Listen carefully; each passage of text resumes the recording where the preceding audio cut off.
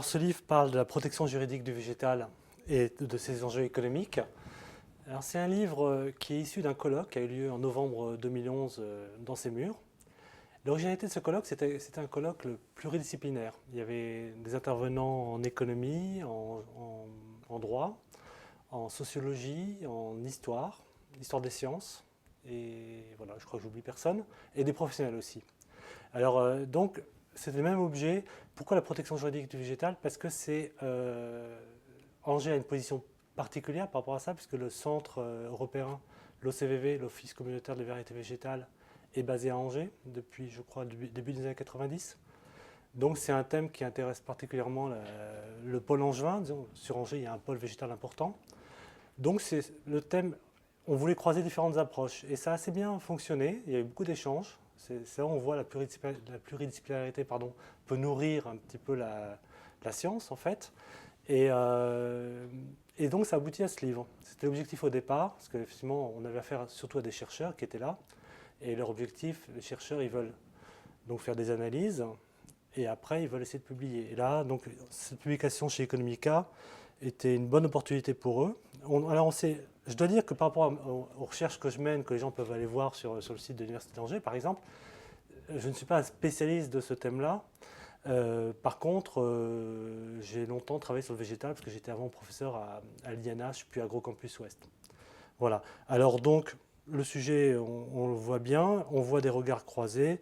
Je dois dire aussi que ce livre est coordonné, moi j'ai eu un rôle de coordination, et j'ai eu ce rôle avec deux collègues, maîtres de conférence en droit ici, Sophie Lambert-Vibert et Camille Maréchal.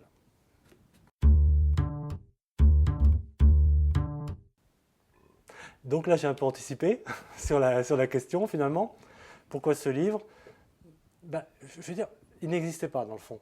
La principale raison, je dirais qu'il n'y avait pas de livre sur la protection juridique du végétal sur le marché, tout simplement. Donc c'était l'occasion aussi de créer un réseau. Les gens sont venus de la France entière pour parler de ce thème, donc comme j'ai dit, dans des matières très différentes. Et du coup, ça a créé un réseau. Et aussi parce qu'on avait le projet de créer un Master 2 sur des thèmes, sur le droit et économie du végétal. Alors ce Master, on est en train encore de retravailler dessus, parce qu'on doit, je pense, là encore le mieux le positionner par rapport à la profession. Mais je pense que ça a eu quand même une répercussion très favorable. Les gens étaient, je pense qu'on va refaire un autre colloque comme ça ailleurs. Ça a intéressé les gens, donc la principale raison, je dirais que c'est ça, c'est vraiment vouloir publier et diffuser et montrer que le pôle angevin est au centre des thématiques du végétal.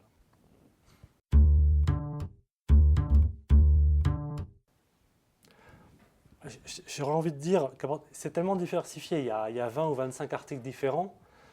La nouveauté, encore une fois, c'est de réunir des travaux de chercheurs, même aussi des professionnels, d'horizons très différents. Donc c'est ça la nouveauté, c'est vraiment la pluridisciplinarité. Après, je ne vais pas dire tel article est plus intéressant que l'autre, etc. C'est un livre qui se lit sous forme d'article. Ce n'est pas un livre qui se lit de façon linéaire. On ne va pas dire, tiens, je vais lire tout sur la protection juridique. Il y a un thème qui m'intéresse, je m'intéresse au brevet, etc. Je regarde, parce qu'il faut savoir que sur le végétal, il y a des brevets. C'est pour ça qu'il y a le CVV à Angers. La certification végétale a un statut particulier. C'est une protection végétale particulière. Donc, la nouveauté, je dirais, c'est la diversité, encore une fois. Si on regarde ces faits chez Economica, il y a quand même des approches très très différentes sur des thèmes assez variés, sur les OGM, sur la protection du végétal, sur l'histoire du végétal, c'est-à-dire l'histoire des sciences, la sociologie des acteurs, donc les stratégies industrielles aussi en économie. Donc voilà, encore une fois, j'insiste un peu, mais la nouveauté, c'est vraiment la diversité des approches sur une thématique unique.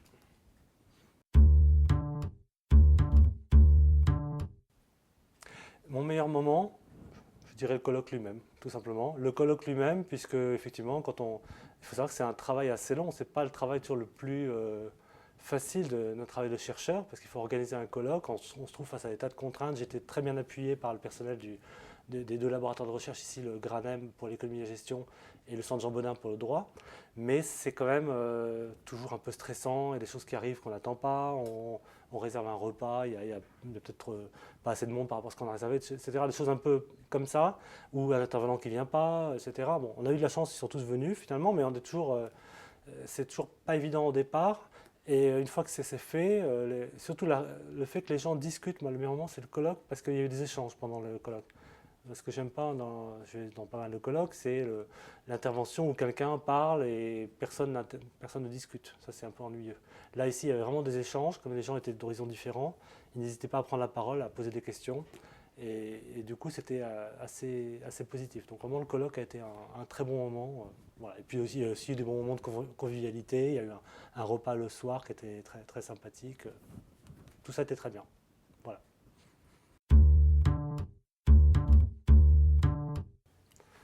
Alors après, bon, la recherche, elle ne s'arrête jamais, donc il y a toujours des nouveaux thèmes. Mais là, si je veux rester juste sur l'aspect livre, j'ai un livre qui va paraître d'ici la fin de l'année coécrit avec Daniel Serra, un professeur de Montpellier, sur l'économie expérimentale et comportementale. Alors, de quoi ça parle? Alors, l'économie expérimentale, il s'agit de faire des expériences en laboratoire. Donc, on fait venir des gens dans ce qu'on appelle laboratoire. C'est un lieu où les personnes sont bien isolées, répondent à des questions et voilà, et on peut collecter leurs réponses et analyser ça par rapport aux théories économiques, des comportements, des choses comme ça. Et comportemental, pourquoi? Parce qu'on analyse vraiment les comportements des gens. Alors, c'est un aspect finalement assez scientifique dans le fond. Hein. Pourquoi est-ce qu'on fait ça? On va avoir des résultats et on peut très bien les reproduire. Si on va faire une publication, si quelqu'un dit oui, mais moi je trouve que ce résultat est un peu bizarre, il peut toujours refaire le protocole, il le reproduira sans problème. Donc ça, c'est assez nouveau en économie.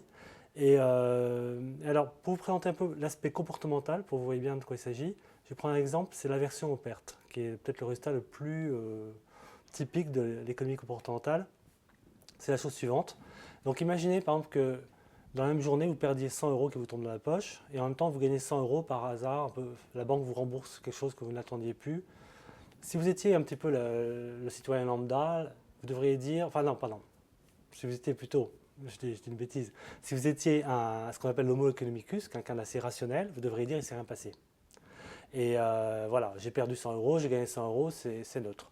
Mais la plupart des gens, vous et moi, on va mettre plus de poids à la perte qu'au gain. Parce que finalement, on va ressentir plus fortement, c'est ça la version perte, on ressent plus fortement les pertes que les gains. Alors vous allez dire, ça peut sembler naturel, dans le fond, on voit souvent les gens qui nous disent, voilà, tu sais, j'ai perdu ça, il va falloir que je le rembourse, etc. C'est très embêtant. Et puis inversement, les gens, quand ils gagnent quelque chose, ils vous disent, j'ai gagné ça, mais ils passent à autre chose. C'est un comportement assez humain en fait, hein, c'est assez naturel. Et donc, mais ça met en cause la théorie économique de base. La théorie économique de base est basée sur l'homo economicus qui fait tout pour le mieux et qui ne devrait pas s'arrêter à ce genre de comportement. Voilà, donc ça change pas mal de choses. Pour illustrer aussi une application de ça, on peut penser au marché immobilier.